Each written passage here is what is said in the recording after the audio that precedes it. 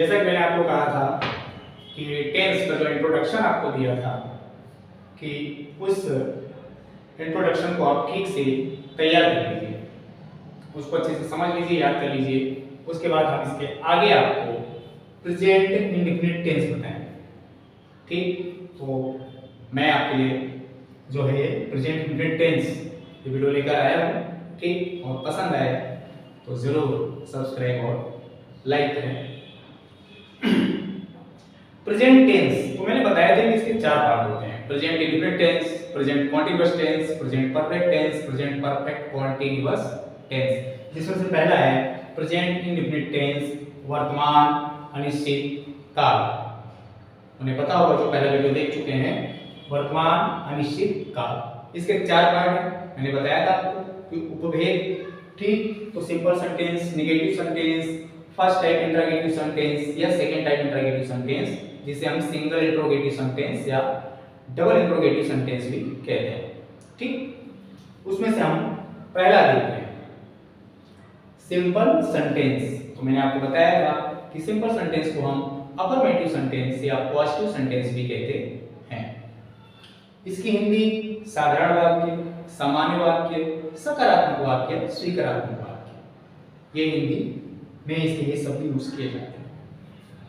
Identity तो दरअसल मैंने देखा जो है कि अक्सर करके बच्चों को ये हिंदी की पहचान तो बता दी जाती है कि हिंदी वाक्य के अंत में ता है, ती है, ते है, ता हूं, ती हूं, ते हूं आते हैं, लेकिन ये इससे नहीं परिचित कराया जाता। तो मैं आपको दोनों चीजें बता दे रहा हूं बच्चों। इंग्लिश के वाक्य में प्रेजेंट सिंपल जो आता है उसमें प्रायः अक्षर टुडे, ऑलवेज, समटाइम्स, ऑफन, इसको ऑफ्टेन ना पढ़ें, इट इज साइलेंट है, often, daily, everyday, regular, regularly मैंने लिखा नहीं, यूजुअल, यूजुअली। ठीक, ये आदि सब जो है आइडेंटिटी यानी इंग्लिश की पहचान के लिए कि हम इंग्लिश में इसको अगर सेंटेंस है प्रेजेंट इंडेफिनिट का तो कैसे पहचानेंगे। पहचान हिंदी के लिए जैसा कि मैंने अभी भी आपको बताया, तो ये जो शब्द हैं ता हूं, ती हूं, ते हैं, ते हो, तुम स्कूल जाते हो, तो ये शब्द वाक्य के अंत में आते हैं। तो इससे आपको पता चल जाएगा कि अगर ता है, ती है, ता हूं आ रहे हैं हिंदी वाक्य में, तो आपको पता चल जाएगा कि प्रेजेंट टेंस का जो है ये इंडेफिनिट टेंस, प्रेजेंट का इंडेफिनिट टेंस है और इसमें किसी बात को स्वीकार किया जा रहा है।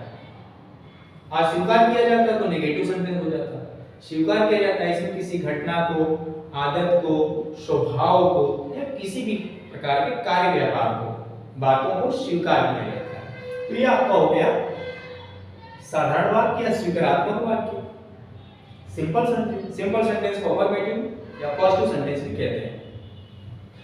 तो ये इसकी हो गई पहचान। अब इसका रूल है, तो मैंने दोनों में लिख दिया है रूल, नियम, Hindi English. Subject plus verb की first form plus object plus other words. ठीक, मैदान में, स्कूल में, बाजार में, तो ये अदर वर्ड्स का है।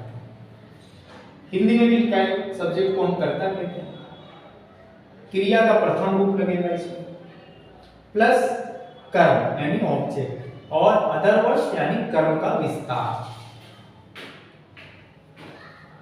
एग्जाम्पल, राम जाता है। देखिए छोटे छोटे सेंटेंसेस सीखिए। मैं भी चाहता तो राम स्कूल जाता है, राम बैग लेकर स्कूल जाता है ना, तो छोटे छोटे सेंटेंस सीखिए पहले आप। छोटे सेंटेंस अगर हम बनाना सीख गए तो बड़े सेंटेंस बनाना हमें आ जाएगा। राम जाता है तो होगा इसका राम गोज। अब ये क्या हो गया? तो जो रूल है इसका, जो प्रेजेंट इंडेफिनिट के सिंपल सेंटेंस में इसका जो रूल है कि अगर सिंगुलर नंबर है यानी एक वचन करता है तो हम वर्ब में एस या टीएस ऐड कर देते हैं, प्लस कर देते हैं, जोड़ देते हैं। तो गो में टीएस हमने जोड़ दिया। क्यों? राम सिंगुलर है, एक वचन करता है। तो ये याद रखना है कि अगर प्लूरल सब्जेक्ट है यानी बहुवचन करता है तो वर्ब में ऐसे यस नहीं जोड़ना है। सिंगुलर सब्जेक्ट है यानी एक वचन करता है तो हमको वर्ब में एस या ईएस लगाना है।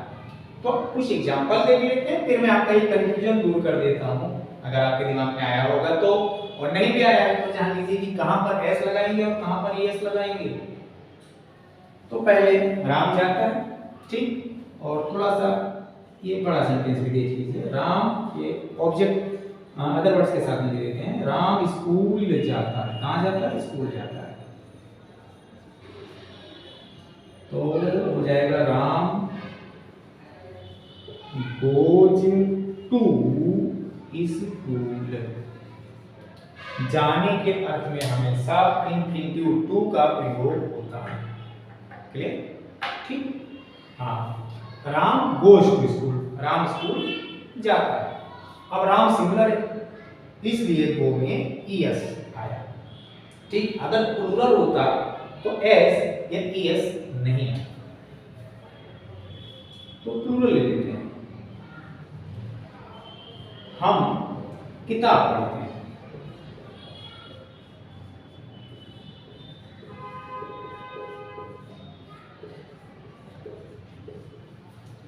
We read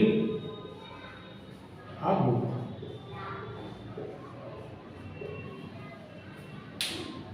हम किताब पढ़ते हैं। We read a book.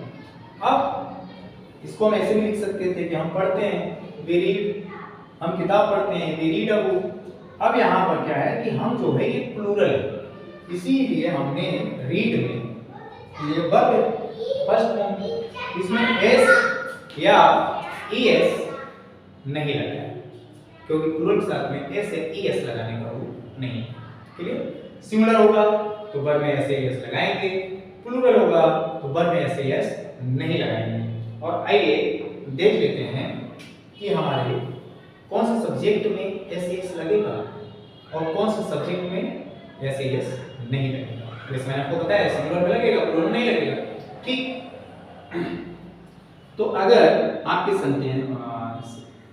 Subject हैं बी, यू, दे, या आपका कोई और भी प्लूरल नंबर है, ठीक, बॉयज, गर्ल्स, एनिमल्स, पीपल, तो वहां पर भी वर्ब में एस या ईएस नहीं लगेगा। ठीक, वैसे आई है तो सिंगुलर, लेकिन इसके साथ भी वर्ब में एस या ईएस नहीं लगता। ये हो गया। ठीक, कि आई, वी, यू, दे या प्लूरल जो भी सब्जेक्ट हैं, नंबर्स हैं, यानी बहुवचन करता है, उनके साथ वर्ब में एस या ईएस नहीं लगेगा। लेकिन जो सिंगुलर है उनके साथ लगेगा। सिंगुलर है he, she, it, name, name, या सिंगुलर नंबर के और अदर सब्जेक्ट, आवर, आगर, आ चाइल्ड, आ डॉग। ठीक, तो उसमें आपको वर्ब में एस या ईएस लगाना होगा। अब आता है कि हम किस वर्ब में हम केवल एस लगाएं, किस वर्ब में हम ईएस लगाएं। तो आपको मैं बता दे रहा हूं कि ऐसी वर्ब जिनके लास्ट में, जिनके अंत में, यानी जिनके अंतिम अक्षर क्या हो कि हम वर्ब में ईएस लगाएं, नहीं तो केवल एस लगाएं। तो इसको यहां देख लेते हैं क्योंकि नीचे हो सकता है नहीं दिखे।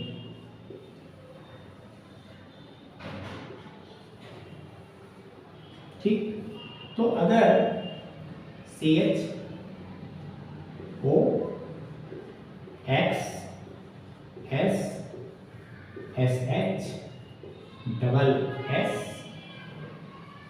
Z प्लस EX, मोस्टली आप पूछो अगर ये लेटर है